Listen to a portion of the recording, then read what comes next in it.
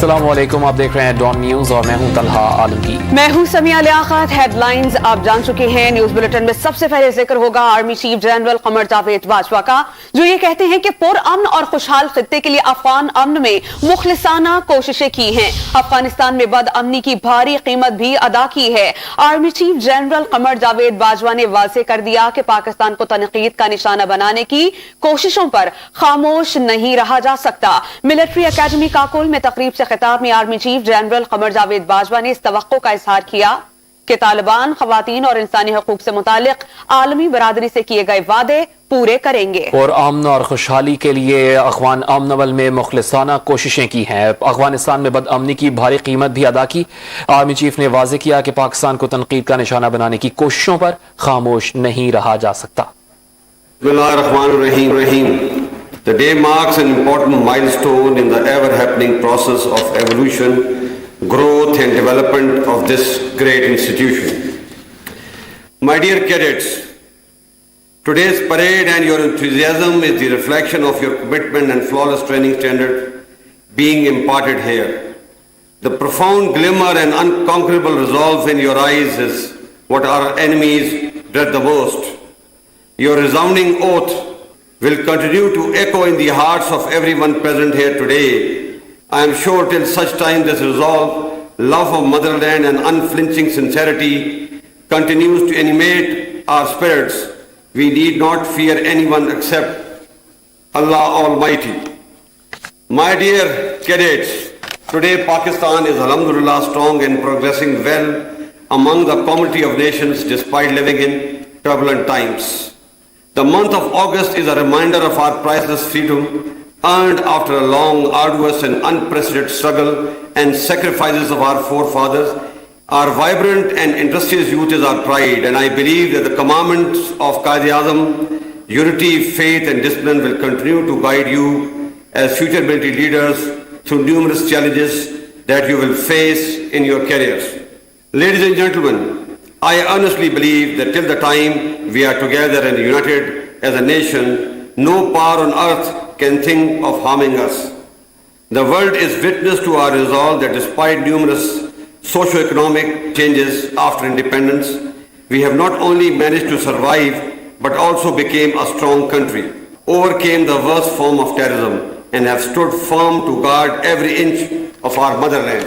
A recent example of our resolve is our national response against both COVID and locust attack, wherein despite the lack of requisite infrastructure and resources, we displayed matchless harmony, discipline and imagination to contain their adverse effects.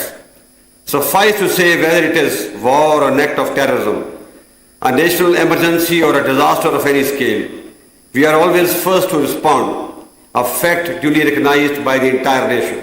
Ladies and gentlemen, Pakistan today stands for peace and progress within and beyond its border.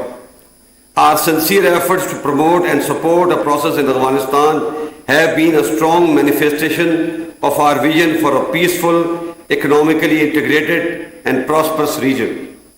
We have unambiguously and repeatedly asked global as well as economic sustenance of Afghanistan to avoid a human catastrophe. No country can understand it better than us, as Pakistan paid a huge price for instability in Afghanistan. Despite our fragile economic condition, we have displayed unprecedented magnanimity toward our Afghan brethren by hosting over 3 million refugees for more than 4 decades. Let me, however, say that we will continue to play a mature and responsible role for peace and stability in Afghanistan, which is direly needed by the entire region in general and the people of our brotherly neighbors in particular. Ladies and gentlemen, in the month of independence, we cannot forget the Indian state of repression and resultant plight of our Kashmiri brethren in Indian occupied Kashmir, who are under the worst military occupation in human history. Let me reaffirm that Pakistani hearts beat with Kashmiris and we will continue to stand with them always and ever. International community must realize that the regional peace will remain elusive without a just and peaceful resolution of Kashmir issue. The people of subcontinent should also not forget that the ultimate goal of leaders of our collective freedom struggle against imperialism was to secure independent, harmonious and prosperous region where all newly created states could live peacefully. Unfortunately, these goals today have become hostage to increasing polarization and radicalization in our neighborhood. My dear gentlemen cadets, the future holds great challenge for you as the officers of Pakistan Army.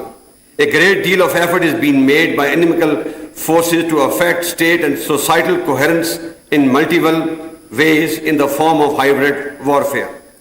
Furthermore, the character of warfare is changing as well. Pakistan Army is fully cognizant of these challenges and taking requisite measures to further bolster our deterrence and defense capability by sharply focusing on core competencies and niche technologies. We all know that there is no sure guarantee of peace without effective and ever-ready armed forces. Your radiant faces reflect the hope and energy of this great nation. May Allah Almighty be with you and may continue to serve this nation with pride, honor, dignity and with great sense of sacrifice. Pakistan Army Zindabad, Pakistan Paindabad.